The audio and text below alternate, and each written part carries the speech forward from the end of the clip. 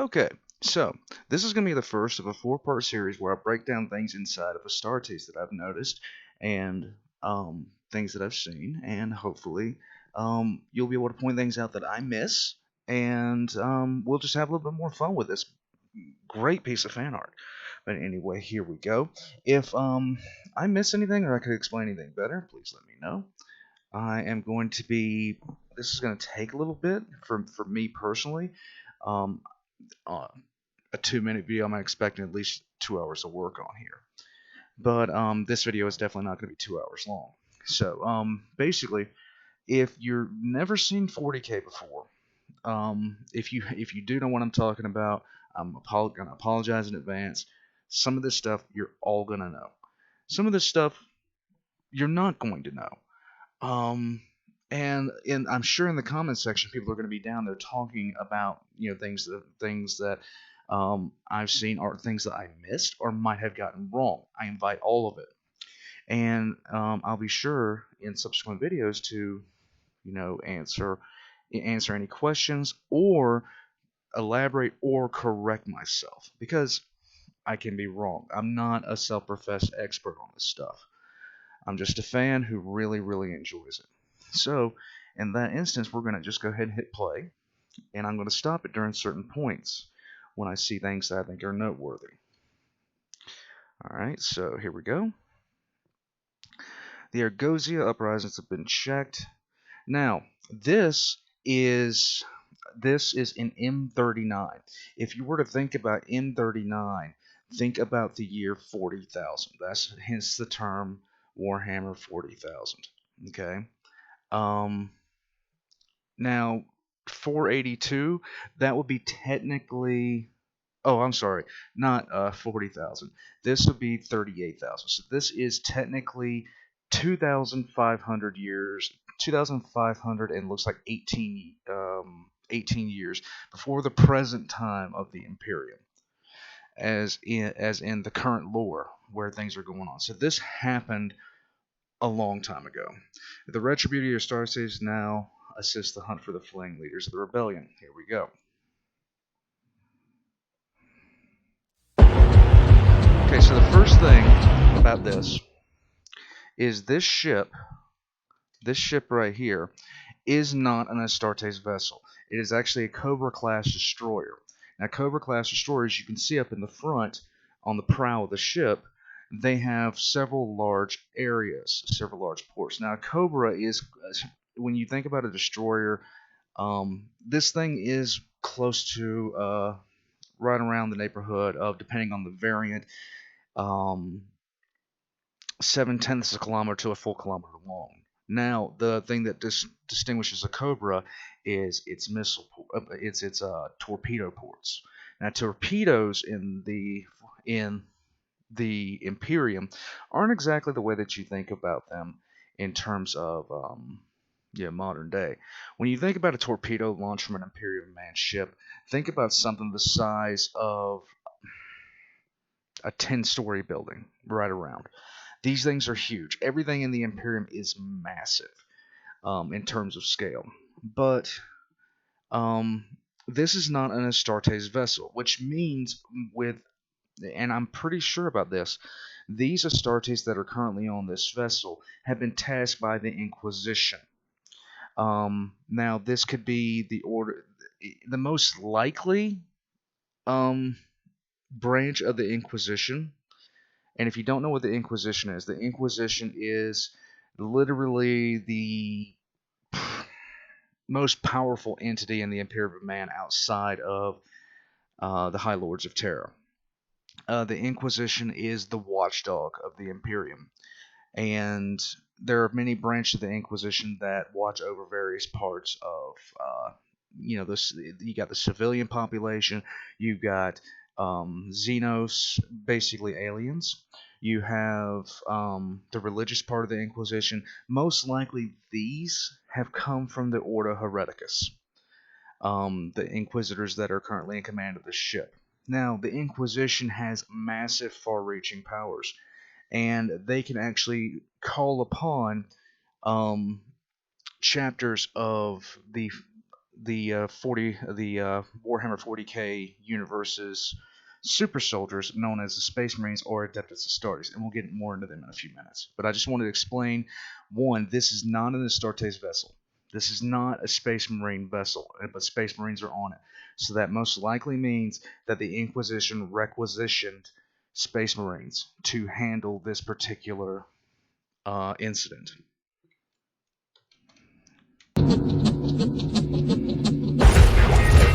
Okay, now I'm going to pause it right here. Now, this is the best scene that I have seen in any medium, whether art or game or anything like that, that actually shows the sheer size difference and the sheer bulk of the Space Marines. Now, what is a Space Marine? A Space Marine is essentially a genetically enhanced super soldier, built to the point where, they have 2 hearts, they have 3 lungs, they have multiple redundancies in their body. Their hearing, their vision, their sense of smell has all been improved. Their mental facilities have been massively improved. Their combat abilities are insane. I'll put it to you like this.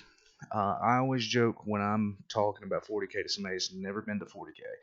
I asked them, have you ever seen, of course you played Halo. Well, the Spartan 3 in Halo, the Master Chief, a Space Marine would, and I'm not even talking about a very powerful Space Marine, a Space Marine would encounter the Master Chief being told he's about to fight the most elite unit from this one particular race. Master Chief would show up, the Space Marine would kill him, and then continue looking for the actual challenge. That is how insane they are. The armor that they're wearing is 3 things essentially. One, it is bioengineered to actually interface with the Space Marine inside. So the Space Marine literally wears that armor as a second skin. The second thing is, you can see down in the lower right-hand corner of the screen, there is a standard-sized human. This person's probably about 6 foot tall. Look at the size difference between that person, that full-grown man, and the Space Marines. Most Space Marines are anywhere from 8 to 9 feet tall.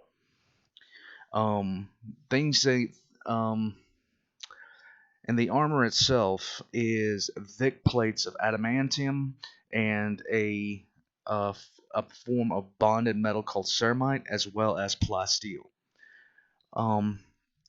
To get through this armor, you're going to need some serious hardware.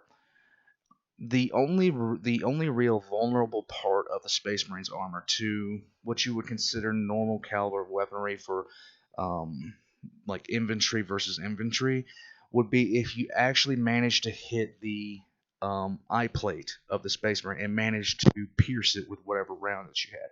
That's the only way that you're going to actually hurt them. Otherwise, you have to focus on the really weak parts of the armor, such as the joints. But even then, you have to get extremely lucky. Gonna hit play again on this. Okay. So right here, now this person on the left, he is probably, I would say this person is probably the Inquisitor in charge of the operation. This person is most likely the one calling the shots here. He is probably the one that requisitioned them in the first place.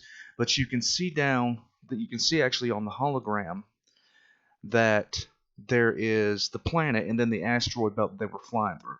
There's also another person in the background.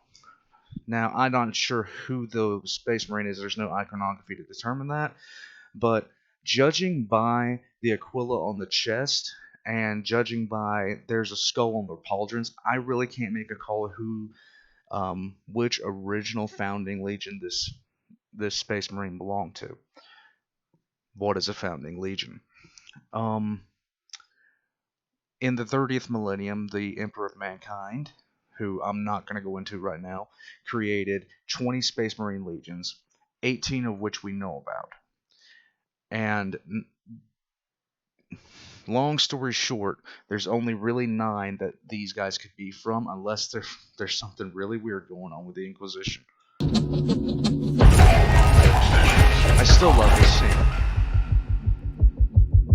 Okay, so something to know about the 40K universe, especially past about M35, right around Millennium 35. Um, the Emperor of Man is considered a god. Now, you can see right here that he has oh, definitely. Oh, okay. So that suspicion just got confirmed by something I just saw. Okay. So what he's doing right now is he's consecrating his weapon for the fight that's about to happen. What he's got his hand over is a bolt gun. Now, a bolt gun essentially fires a shell about this big. It's rocket propelled. It's got a depleted duranium tip, and inside is a high explosive warhead. Now, this is an armor-piercing round designed to maximize damage. You don't actually have to hit people with it to actually kill them with it. But yeah, that's basically what that is. Now, what he's doing right now is he's consecrating the weapon because religion is massive in the 41st in the Warhammer 40,000 universe. There's 2 symbols on his wrist. He's burning incense over the weapon right now. But you can see 2 things. You can see the double-headed eagle of the Aquila, which is the the symbol of the Imperium of Man, and they actually have a salute for it when the Imperial Guard salutes members of their higher ranks, and it's basically done like this. With this, it represents the double-headed eagle. So he's got that, but he also has another symbol there. And that symbol beneath the double-headed eagle of the Aquila is the mark of the Inquisition. So this is definitely an inquisitorial thing. So I'm going to go ahead and hit play again. Now, I'm not sure why he would be having that at the same time that he has the Aquila, but I might have to look into that.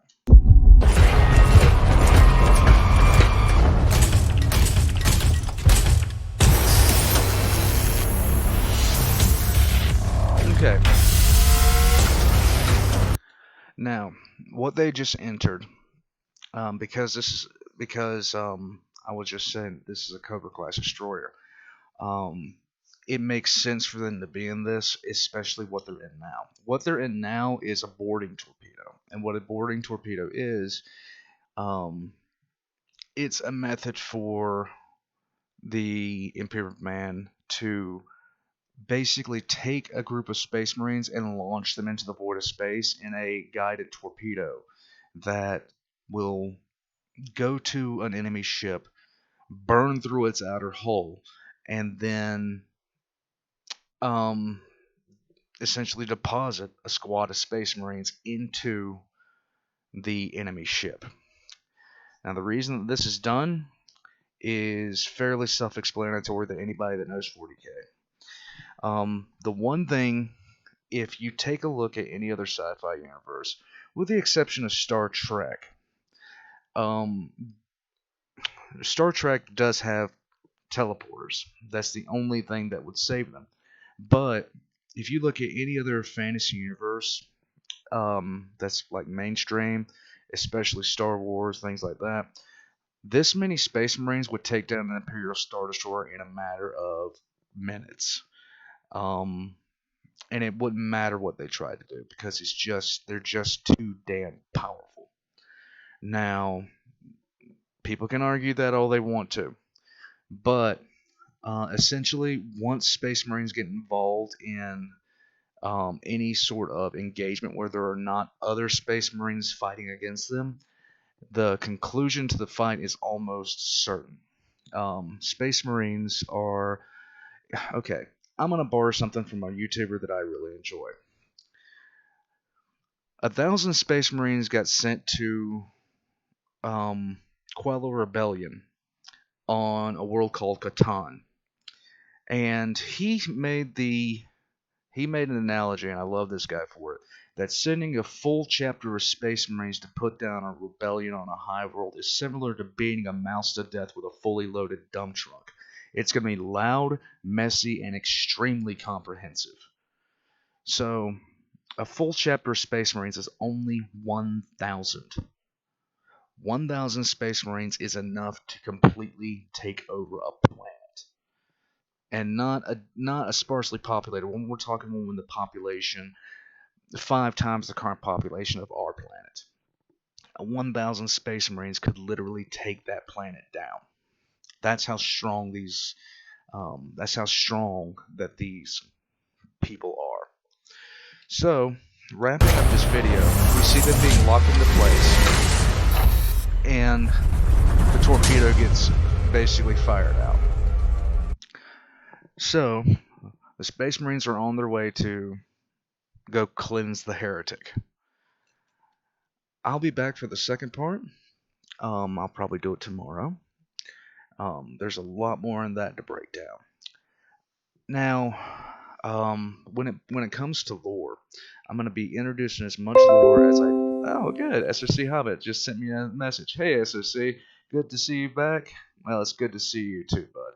But we're going to be taking a look more and more into stuff that comes with this, and I'm really heavily considering doing lore videos. But hey, there we go. I'm gonna go ahead and send this up, and I'll see you guys next time.